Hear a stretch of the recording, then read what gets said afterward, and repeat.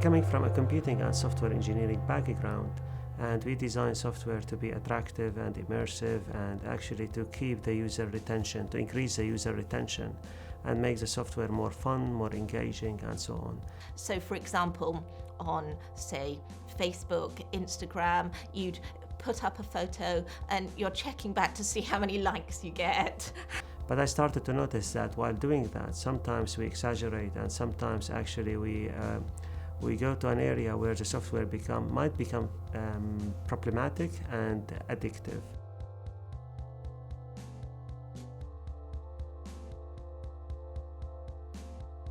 So social media platforms, technology are evolving very quickly.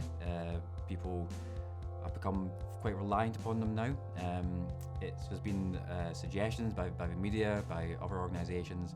People have become addicted to this software. You know, people talk about the impact of it on mental health, on how much they're sleeping, on their relationships, on their productivity. You know, the way we're getting used to being distracted all the time, and the issues of the attention economy on our ability to be able to kind of control our own attention. Nowadays, technology seems to be a darker type of element in our lives, where we started reflecting that technology is overtaking our lives, you know, artificial intelligence, many different innovations happening, and in many cases it might affect our well-being.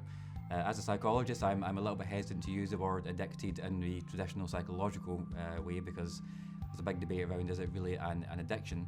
But it does seem as if there are people who are perhaps using devices quite compulsively and who want to be able to try and change that. So we're looking at trying to help people with their mobile phone usage and create sort of more well-being and healthier use with their mobiles, even if it's just giving them strategies or making them aware of what kind of patterns they have of usage with their technology and phones. What's really exciting from a psychology point of view with digital addiction is that you can use the device the person's using to detect what we're doing, and you can respond in an intelligent, real-time way. So if you detect someone's been on, say, YouTube for 3 hours, you can send a message bespoke to that person, you know, perhaps prompting them to think about doing something else or making them reflect upon their behaviour. I say that's a really unusual opportunity for psychologists and quite an exciting one.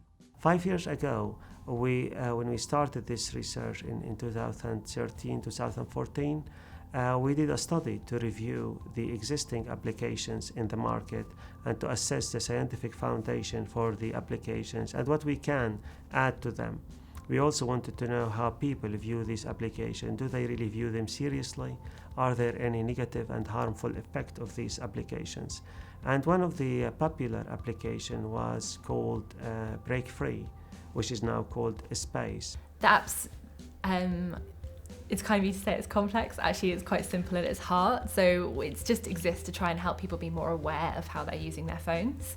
And we do that, first of all, by getting them to answer a personality quiz that kind of gets them to think about some of the habits that might be driving them to the device in the first place. They get to set goals around how much they'd like to be using their phone during a day, and then we monitor their usage relative to those goals and share that back with them. They also get the opportunity to share those results with friends and family and kind of change habits together as a group. And we also have a series of content, so either nudging them towards better behaviours or providing them with kind of longer form content that explains phone addiction and some of the reasons why it exists and also how to try and find new ways to break it. My colleagues actually set up this original collaboration with the Space app, and we thought that was an amazing opportunity to get some real-time data so you can see actual phone usage rather than getting people to self-report their phone usage. It was a really nice app that we wanted to find out how people were using it to really give it a research-driven angle. So we have feedback on, well, what did this actually mean for the users using the app? What worked well with the app? Why did it work well? And really understand the participants that were engaging with it.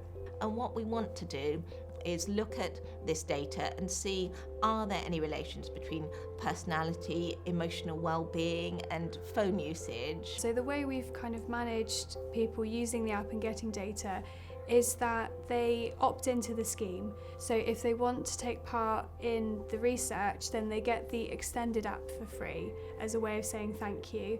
And they're always aware of what data we're taking, when we're taking it, and we try and make it as clear as possible to them so that they know and they're informed when they make these choices. We've made that really transparent with our users as well. Kind of their data will only ever be used on an anonymised, aggregated basis to help inform the research that's so important in this space. But also what is more unique in our research is actually we treat the software as an intelligent and perhaps, let's say, predictive entity that can act as well to stop the problematic behavior, or to at least make users more informed about it, which is something very unique, and I'm sure my colleagues in psychology would agree with that it is very unique in the intervention and in the behavioral change theories, because you can have a medium which is also able to monitor its users and help people to consume it reasonably. So I think it's quite an interesting concept, isn't it? Using technology to help technology. I think there are some benefits to using technology, because you can use the very thing that you might be trying to get a balance with to inform you about the things that you are doing. I think if you're well informed, you're more likely to make better decisions. So people in the field often draw the analogy, it's like taking alcoholics to a pub to try and get better. But actually in alcohol treatment, that does happen sometimes, because it depends on what someone's goal is. If they want to completely refrain from any alcohol whatsoever, then we would perhaps do that. But people might want to reduce their alcohol consumption while still being able to go to bars, because it's just part of their life, it's part of kind of society. And so actually teaching people how to be in that situation whilst using the thing they're addicted to is not necessarily a bad idea. But ultimately, what we really want is that people take informed decision and conscious decision.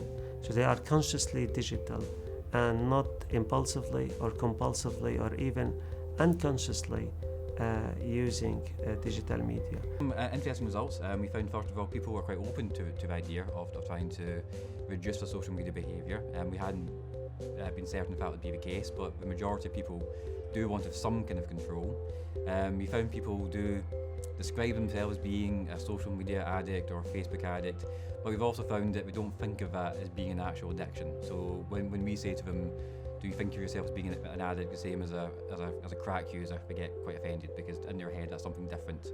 We've also found people tend to have very high expectations, so they want a system that's going to help them reduce their, say, social media use, but at the same time we don't want the system to be irritating, we don't want it to interrupt them when they're doing something important.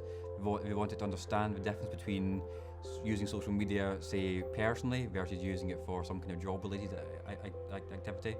So people want this system, but it does seem as if they've got very high and sometimes mutually exclusive expectations of what these systems will actually do. So moving forward, we want to continue understanding what people expect from any kind of app that's going to help them reduce their smartphone use.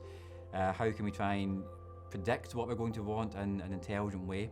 One of the challenges around behaviour change is it's very easy to get people to disengage. There's an old kind of comment in social psychology. Behaviour change is actually really, really easy. It's just really hard changing it in a direction you want it to go in. So if you're trying to change someone's behaviour with an app, the minute you annoy them in some way, we can just uninstall that app very easily. So it becomes very difficult, and this is what we're trying to do, is we're trying to understand. I think it's important because a lot of people are using technology, specifically their phones. A lot of the phone providers have released their own kind of apps or information they give you about how much you use your phones. But I think it's kind of snuck in on us a little bit that we use our phones so much, and we should be really aware of how we use our phones, and the way we engage with technology is important, especially if we want to have a balance and engage with it in a more positive way. The field of digital wellbeing is really new, and there is a lot of research going on all over the place, but it's really early stage. And so the more that we can do to contribute data and insight into kind of very targeted studies, the better for trying to create some kind of consensus about what a healthy relationship with technology really looks like.